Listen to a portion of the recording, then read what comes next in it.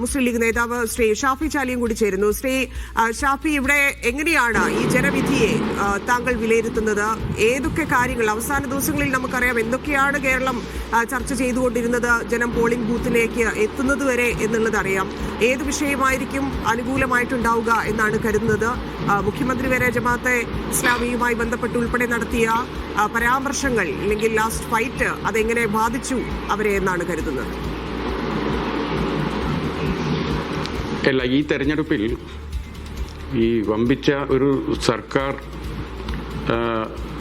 സർക്കാരിനോടുള്ള ജനങ്ങളുടെ അമർഷം, അവരുടെ ഒരു പ്രതിഷേധം, ഒരു കടുത്ത പ്രതിഷേധം, അത് വ്യത്യസ്ത രീതിയിൽ രേഖപ്പെടുത്തപ്പെട്ടു. ഭരണവിരുദ്ധ വികാരം പൂർണ്ണമായും പ്രതിപക്ഷത്തുള്ള UDF-ന് കിട്ടേണ്ടതായിരുന്നു.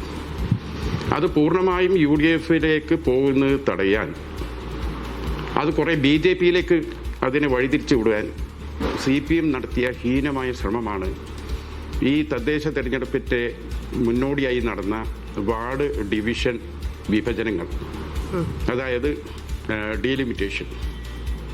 അത് വലിയൊരു ഗൂഢാലോചനയും നടത്തിയത്. അത് വളരെ കൃത്യമായി ഏവർക്കും ബോധ്യപ്പെട്ടു.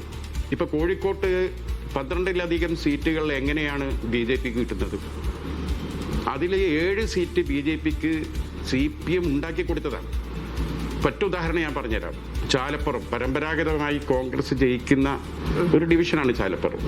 ചാലപ്പുറത്തെ ഒരു പ്രത്യേക സമുദായത്തിന്റെ വോട്ട് മുഴുവൻ എടുത്തിട്ട് മുഖദാറിലേക്കും കുറ്റിച്ചറിലേക്കും ഇട്ടു. ചാലപ്പുറം 4000-ൽ താഴെ വോട്ടേ ഉള്ളൂ.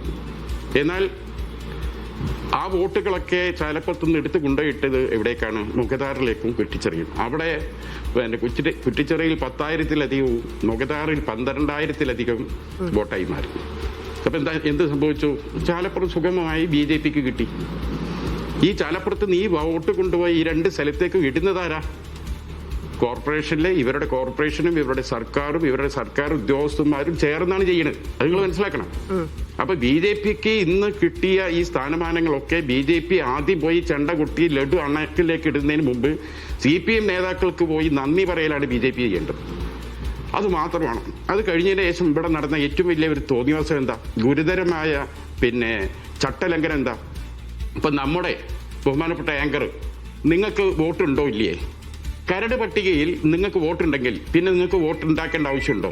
ഇല്ല. അപ്പൊ കരട് പട്ടികയിൽ തനിക്ക് വോട്ടവകാശമുണ്ട് എന്ന് ബോധ്യപ്പെട്ട ഒരു വോട്ടർ തനിക്കൊരു വോട്ടുള്ളവരാണെന്നുള്ള ബോധ്യത്തിലാണ് തെരഞ്ഞെടുപ്പിന് അന്ന് വരെ നിന്നത്.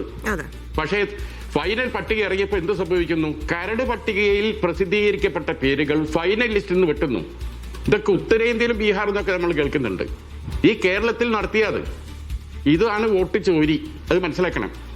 ഈ ഡീലിമിറ്റേഷനിൽ BJP-യും CPM-ഉം ഉണ്ടാക്കിയ ഡീല്, അതുപോലെ തന്നെ തെരഞ്ഞെടുപ്പ് കമ്മീഷനുമായി CPM-നും BJP-ന്റെ പൂർണ്ണ നിയന്ത്രണത്തിൽ അതിന്റെ സബ്സിഡറി ആയിക്കൊണ്ട് CPM ഉണ്ടാക്കിയ ഈ വോട്ട് വെട്ടൽ, ഇത് രണ്ടും നടന്നില്ലായിരുന്നുവെങ്കിൽ ഇന്ന് കേരളത്തിൽ ഒരു ഗ്രാമപഞ്ചായത്ത് ഉണ്ടാവില്ല ഇടതുപക്ഷത്തിന്. ഈ കണ്ട വിജയം BJP-ക്കും ഉണ്ടാവില്ല. പക്ഷേ അല്ല, അത് നേരത്തെ പ്രതിപക്ഷ നേതാവ് പറഞ്ഞ സാഹചര്യത്തിലാണ് CPM-ന്റെ സെക്രട്ടറി പറഞ്ഞത് വർഗീയ ശക്തികളുമായിട്ട് പരസ്യമായിട്ടും രഹസ്യമായിട്ടും ഒക്കെ നീക്കുപോക്കുണ്ടാക്കി. മാത്രവുമല്ല, ഇടതുപക്ഷം ജയിക്കേണ്ട സ്ഥലങ്ങളിൽ UDF-ഉം BJP-യും പരസ്പരം സഹായിച്ചു എന്നൊക്കെ പറയുന്നത്. അതായത് ഇപ്പോഴും അതിലൊക്കെ ഉറച്ചു നിൽക്കുന്നതിൽ കാര്യം എന്ത് എന്നൊരു ചോദ്യമുണ്ട്. എങ്കിൽ പോലും ആ ആരോപണങ്ങളെ എങ്ങനെയാണ് നേരിടാൻ ഉദ്ദേശിക്കുന്നത്? ഈ ആരോപണം കേരളത്തിലെ ഒരു ചെറിയ വിഭാഗം ജനത വിശ്വസിക്കും എന്ന തോന്നലുണ്ടെങ്കിലല്ലേ അതിന് മറുപടി പറയേണ്ടതുള്ളൂ. ആര് വിശ്വസിക്കാനത്? ഗോവിന്ദൻ മാഷ് പണ്ടൊക്കെ ഒരു സിനിമ കാണാൻ പോയാൽ ഹാസ്യ നടന്മാരുണ്ടാവും. ഹാസ്യ നടന്മാര് ഹാസ്യം പറഞ്ഞാലേ നമ്മൾ ചിരിക്കുക അല്ലേ? പക്ഷേ ആ നടന്മാരെ കണ്ടാൽ തന്നെ നമ്മൾ ചിരിച്ചു പോകും. അതുപോലെയാണ് ഗോവിന്ദൻ മാഷ ഫ്രെയിമിൽ കണ്ടാൽ മലയാളികളൊക്കെ ചിരിക്കുകയാണ്. കാരണം എന്തൊക്കെ വരട്ടുതത്വവാദങ്ങളും വ്യാഖ്യാനങ്ങളും ആഖ്യാനങ്ങളും ഗോവിന്ദൻ മാഷ് നടത്തുന്നത് നമ്മൾ കണ്ടല്ലേ? ഇതൊക്കെ അതിലൊന്നും ഒരു അർത്ഥമില്ല. കാരണം BJP-യുടെ നേതാക്കന്മാർ വ്യക്തമാക്കി പറഞ്ഞതാണ്, ഞങ്ങൾക്ക് LDF തന്നെ ഒരു വട്ടം കൂടി നാട് ഭരിക്കുന്നതാണ് BJP-ക്ക് നല്ലത്. ആ ചിന്താഗതി വെച്ചാണ് അവർ പ്രവർത്തിക്കുന്നത്. ഇപ്പൊ തിരുവനന്തപുരമൊക്കെ നടത്തിയ UDF നടത്തിയ മുന്നേറ്റം എന്താ? എന്നാൽ അതേ ഈ കോഴിക്കോട്ട് ഒരു ഉദാഹരണം ഞാൻ പറഞ്ഞതുപോലെ തന്നെ ഒരു പ്രത്യേക സമുദായത്തിന്റെ വോട്ട് കൊണ്ടുപോയി ഈ BJP-യും CPM-ഉം പോയിട്ട് എന്താക്കി? ഈ ഭീമാപ്പള്ളി തുടങ്ങിയ വേറൊരു ഭാഗത്തേക്ക് അവിടെ 10,000 കണക്കിന് വോട്ടാക്കി അങ്ങോട്ട് പോയിരിക്കുന്നു. ഇവിടെ എന്താ സംഭവിക്കുക? എല്ലായിടത്തെയും മനുഷ്യന്മാർ കൊടുക്കുന്ന നികുതി ഒന്നാണ്. മനസ്സിലാക്കണം. ഈ 12,000 14,000 ആളുകളെ കൊണ്ടുപോയി കുത്തി നിറച്ച വാർഡിലേക്കും വെറും 2,000 വോട്ടർമാർ